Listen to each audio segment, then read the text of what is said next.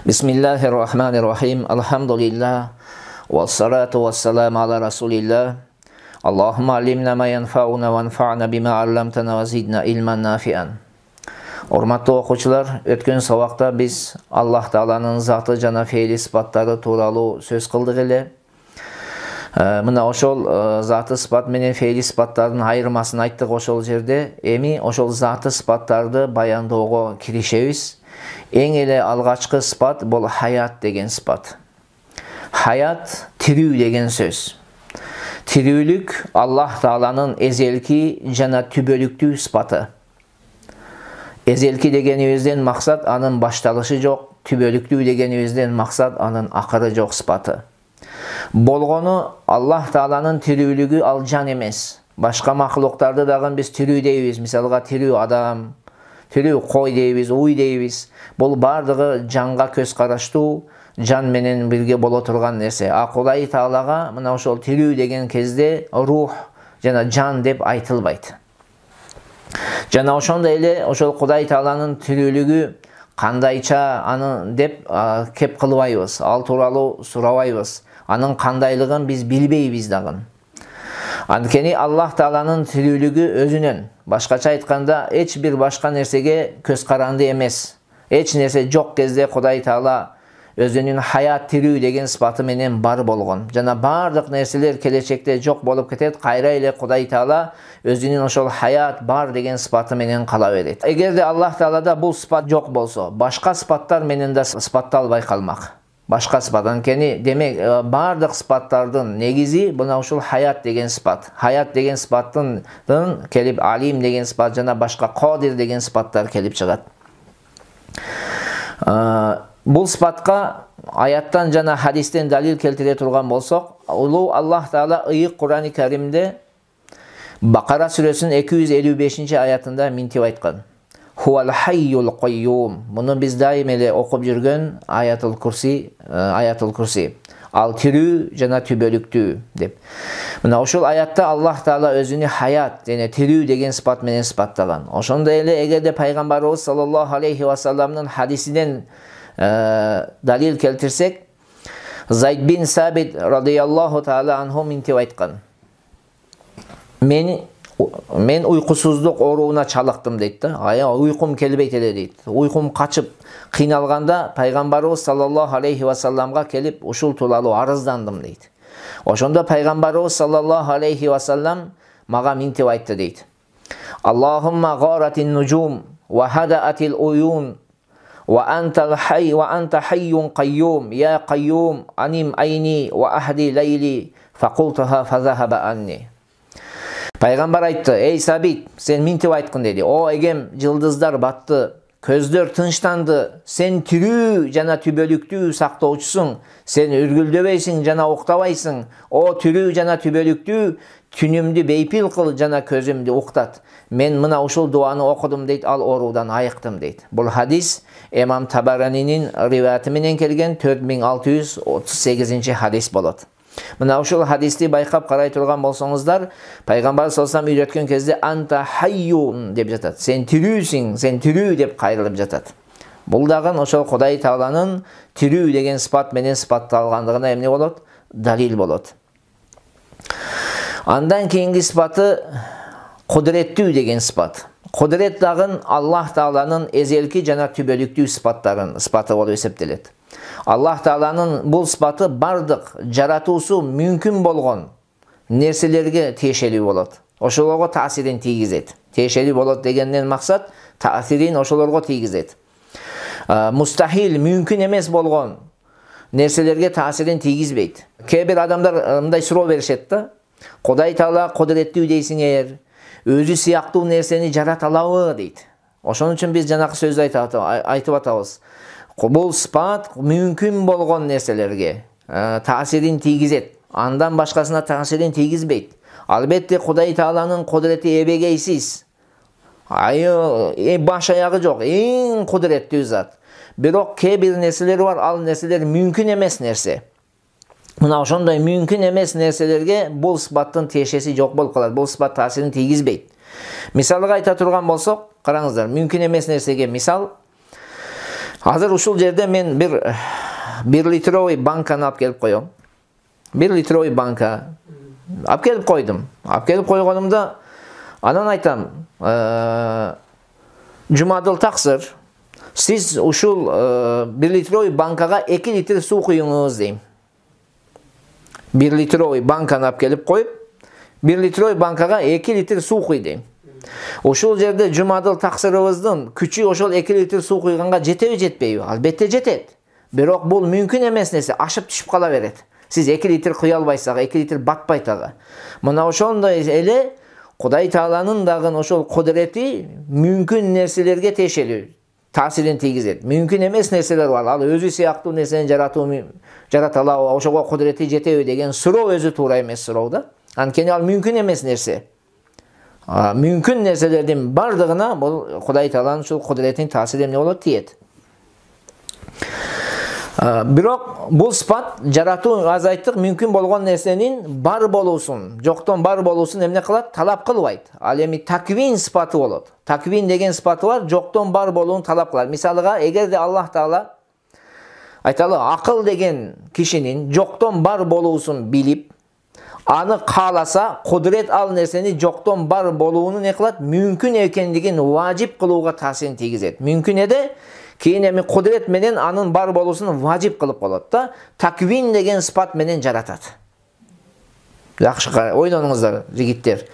Аллах Тааланын, мисалыга, Аллах Таала акыл деген кишини жаратмакчы да. Жаратуусу мүмкүн болгон нерсе да. Ошол мүмкүн экендигини жанагы кудурет деген сыпат жоктон бар болуусун важип кылат, таквин деген сыпат менен эмне кылат? Жаратат. Таквин деп жоктон бар кылууну айтат, жаратууну айтат. Адам баласынын акылына сыйбаган, аны таң калтырган алам жана андагы түрдүү макулуктар бардыгы кемчиликтерден аруу болгон Кудай Тааланын барлыгына далил болот. Демек, бул аламдын жаратуусунда кудуреттин жок болуусу мүмкүн эмес. Себеби бул алам кудуретсиз эч качан эмне болбойт? Жаралбайт. Ошол бардыгы көрүп турган асмандарыбыз, тирексиз асмандарыбыз, жерлер, ар бир айванат өзүнүн менен жүргөндүгү бул ошол Кудай Тааланын кудуретинин неси болот? Белгилери болот. Эми Кудай Тааланын ошол кудуреттүү экендигине Курандан далил келтире турган болсок, Аллах Таала Бакара сүрөсүнүн 165-аятында мынтип айткан: Аузу биллахи минеш шайтанир раджим. Аннал куввата лиллахи жамиа. Бүткүл күч кудурет Аллахныкы деп.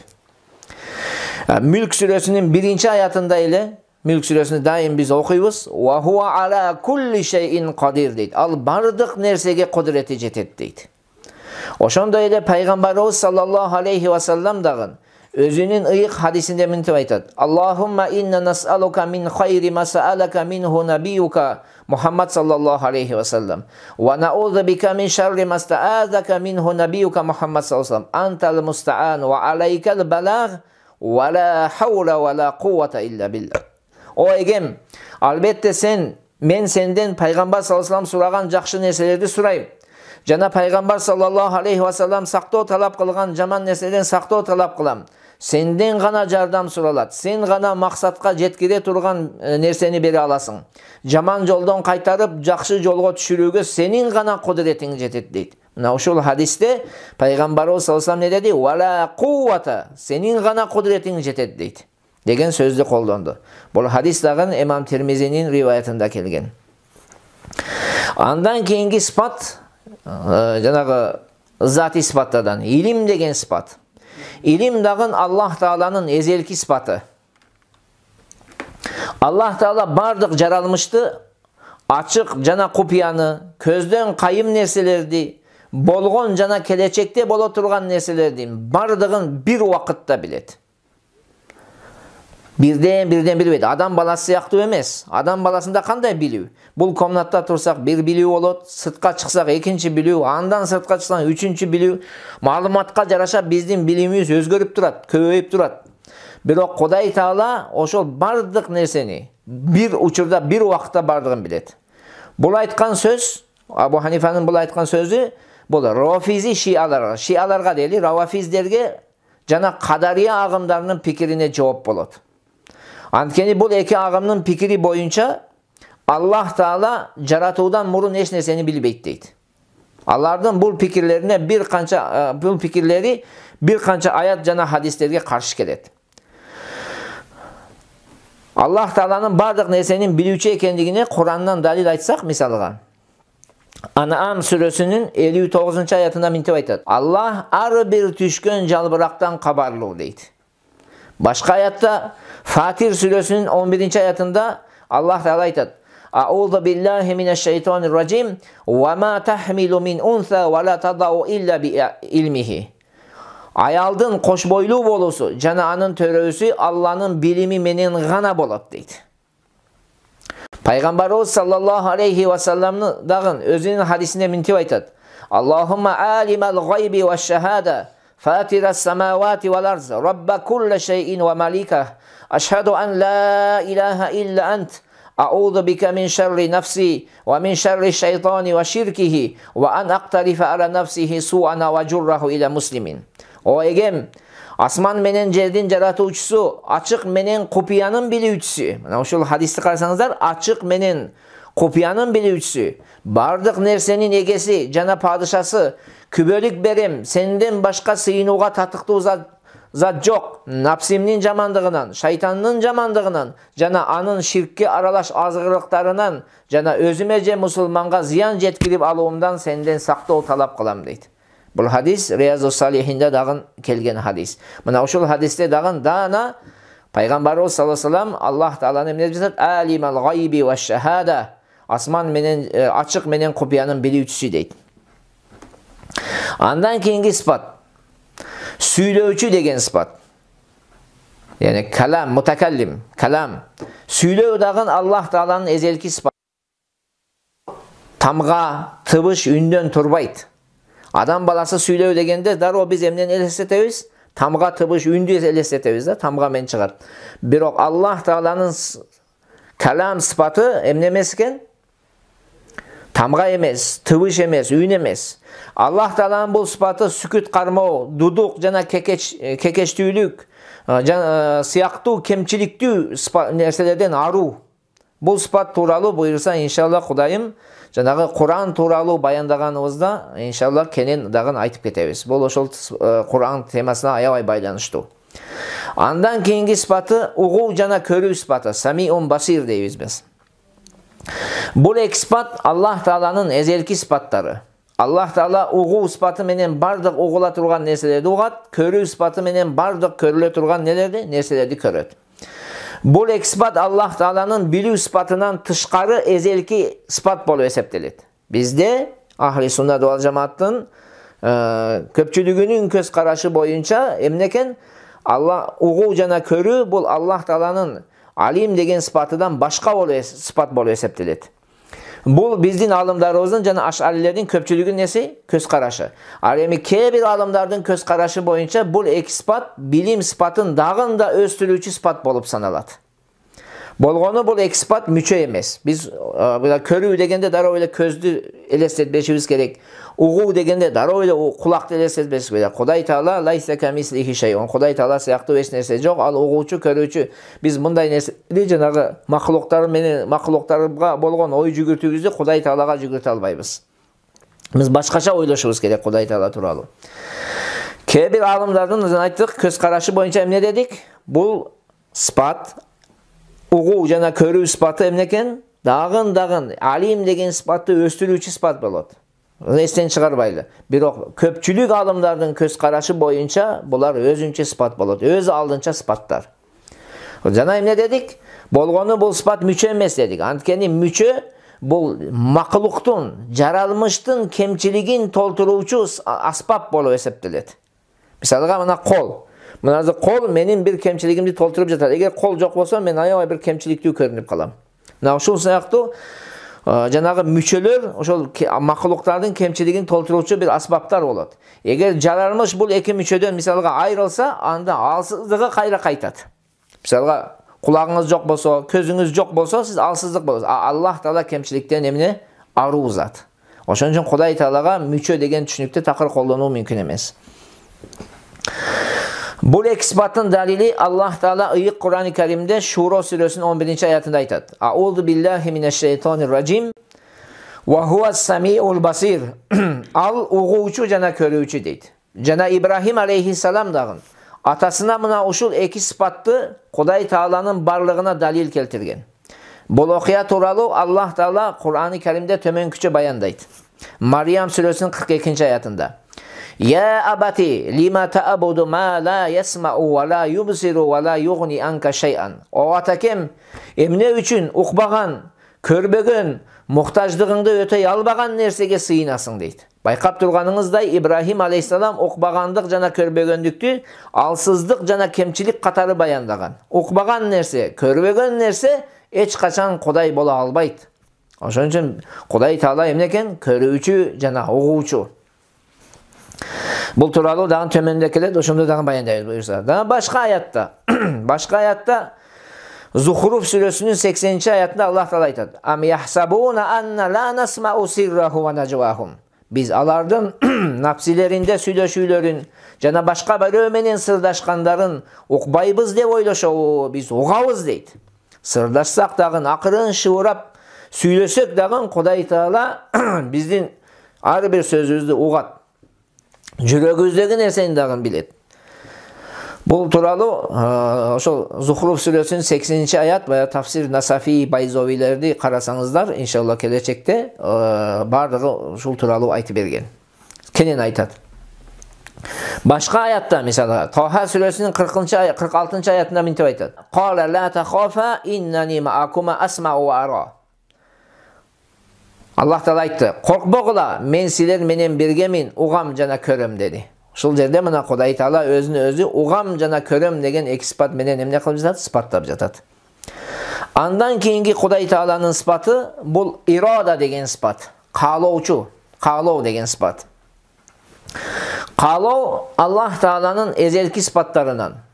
Bu sıfat ar bir jaralmıştı öz uçurunda tartip menen jokton bar bolusun jөнгө salat. Misalı aytalı Umar degen kişinin jaralуусун bir vaqtqa çekteydi. Oşonda ele uzun je kıska bolgondugunda çekteydi. Ankeni eger çekteydi. Ankeni eger bul sıfat jok bolso anda bardyk jaralmış bir vaqtda birdey körünüşte jaralmak. Natijada Allah'ın tartibi bozulup ketmekte. Muna ошол irada degen sıfat menen bardyk nerse tartiptelip turат. Bu sıfatın dalili Allah Teala ıyık Kur'an-ı Kerim'de aytadi. Bakara suresinin 185. ayetinde aytadi. Yuridullahu bikumul yusra ve la yuridu bikumul usra. Allah sizlerge jеңилдикти kaalayt, kıyındıkты kaalabayt deydi. Je bolbosa Hac suresinin 14. ayetinde aytadi. İnnallaha yef'alu ma yurid. Allah kaalaganın kılat deydi. Oşonda ile Peygamberimiz sallallahu aleyhi ve sellem'den dağın Muaviye bin Abi Sufyan radıyallahu anhum Peygamberimiz aytkanını rivayet kılgan. Ma yuridillahu bihi hayran yufaqqihu fid-din. Allah kimge jakşılık kalasa din alımı kılat degen. Mına ошол жерде деген Allah Taala'nı Peygamber sallallahu aleyhi ve sellem yurid, irada degen sıfat menen emне kılıp жатат? Kalov degen sıfat menen sıfatlap жатат. Bizdin Maturidi akidabız boyunca irada jana maşiyat deybiz, arada şa'a degen. Bu bir manini tuyuntat. İroda menen maşiyat ökö bir nese. Ökö tenge biz kırgızçaga kotorganda kalov bolat. Birok arap dilinde aytkanda arada şa'a. Eki başka aytıladi. Manisi bir. Bizdin Maturidi akidabızda uşunçay. Bu pikirde biz en to'g'ri pikir deybiz. Birok Karromiya agımının akidası boyunca Allah Taala'nın maşiyat degen sıfatı ezelki iroda degen sıfatı жаңы болуп эсептелет. Qanday ekan? Maşiyat degen sıfatı ezelki iroda sıfatı жаңы. Bu eng bir to'g'ri emas, eng bir qata pikir болуп эсептелет. Bizdin көз qarash boyunca emне deybiz? Kuday Taala'nın bu kalov sıfatı iroda deybiz, maşiyat deybiz, bardygy kalov sıfatı bu ezelki şo bir sıfat deybiz. Hop. Bizdin ahli sünnet vel cemaatın köz qaraşı boyunca Allah Taala'nın kalov sıfatı, kalov degen sıfatı başka sıfatları siyaktı öyle japadan жалгыз. Jokorda bul turалы aytып öttük ha. Eki kalov, je tiginde emne degen söz bolboy. Haşavi jana Karomiya agımlarının bu meselede kayşı pikirde. Haşavilerin akidası boyunca Allah Taala'nın Kaaloo sıfatı şer'i jana kavniya, şer'iya jana kavniya olup ekiге bölünöt. Şer'iya jana kavniya bolup ekiге bölünöt. Karromiya agımının köz karaşı boyunca maksatların sanına jarasha kaaloo da ösöt. Jana Allah'ın kaaloosu жаңыдан anın zatında payda bolgon deşet bular. Bulardın akidası aябай dagы kata akida. Бұл екі ағымның пикiri ne dedik biz? Өтө чоң адашу. Misal antkeni қараңыз. Қараңыздар тақсыларым. İrodаны biz ekiге bölө турган болсок, biz өткөндө эмне дедик? Кудай Тааланын сыпаттары жападан жалгыз дедик. Эгерде экиге бөлө турган болсок, анда Кудай Тааланын сыпаты не? Экөө болуп калат. Бул бүт ахли суннат вал жамааттын ижмасына каршы болот бул пикир. Ahli sünnet vel cemaatın icmasına karşı. Bu fikirdi İbni Abil İz degen kişi aytkan. Bu İbni Taymiyanın joldogon, mana Akida Tahaviyaga şarh yazgan, Tuğrames köz karaşta oşol akidаны erçip İbni Taymiyanın akidasyny erçip Tuğrames köz karaştagı adamlardan. Bunu dagı Hanafi dep koyuşat, birok bu Hanafi emes. Sebebi egerde bu Hanafi bolgondo hiç kaçan oşol Tahaviga şarh yazgan kezde Tahavini sındab aytılıyor. Teskeresinde şarh yazgan adamın en negizgi sıfatı emne oluş gerek? Oşol жазылган kitepti dağında ele keneniraq düşündürüp ketiş gerek. Birok bu oşol İmam Tahavi rahmatullahi aleyhige karşı köz karaşta жазып ketken. Öte köptөгөн жерlerde karşılık kılıp koygan. Mına uşul alım, uşul iradаны kauniya jana şer'iya dep ekiге bölünöt. Emni kauniya jana şer'iya deytilgan bolsok, anda murakkab bolot. Jana kuralgan bolup kalat. Kuralgandık ne bolot? Kurawçuga muhtaç bolot. Kurawçuga muhtaç bolgon nerse hiç kaçan Kuday Taalaga sıfat bola albayt anday nerse. Oşon üчүн Kuday Taalanın sıfatı ne dedik biz? Japadan жалгыз sıfat. Al bölüktörgө emne? Bölünbeyt. Kıskası bul düşünük öttü bir Tuğrames düşünük. Bul aябай tereң, onu Kudayın buyursa dağın Tahavinin şarhını okuyan kezimizde oşol jerde dağın okuyuz inşallah Kudayın buyursa. Buna bölünün mümkün emes ekendigini. Andan keyingi sıfatları bul feili sıfatları eken. Birok biz uşul zatı sıfatları menen sabakты toktotolu. Kudayın buyursa keyingi sabakta uşul Allah Taalanın feili sıfatlarına kirgişebiz. Kudayım uşul kıskaça aytkan sabagыбыздан tuğra malumat bersin bardığımızga. Bardığımыздın imanımızды Kuday Taalanın sıfatlarına bolgon işenimizdi bekem kılsın Kudayım. Amin ya rabbal alamin. Assalamu alaikum ve rahmetullahi ve berekatuhu.